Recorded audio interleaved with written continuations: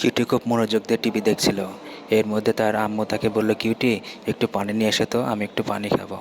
Cutie পানি নেওয়ার জন্য গেল, কিন্তু সে দেখলো যে ফিল্টারে কোনো পানি নেই।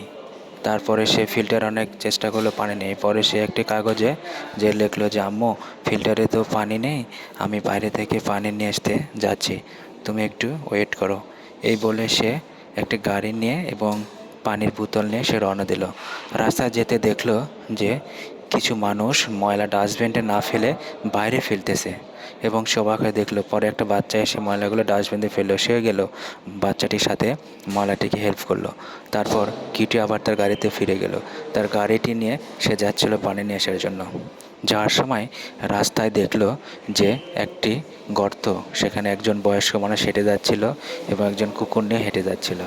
পরে সে চিন্তা করলো এই গর্তটা মানুষ পড়তে পারে, তাই সে কিছুটা অবাক হওয়ার পর গাড়িটি থামিয়ে গাড়িটির সামনের অংশ সে খুলে রাখলো।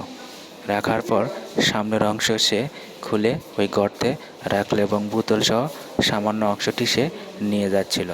প্লিজ আমার এই ভিডিও যদি ভালো লাগে, কিউটির জন্য হলে একটা লাইক কমেন্ট শেয়ার করবেন। কিউটি অনেক ভালো কাজ করে, প্লিজ।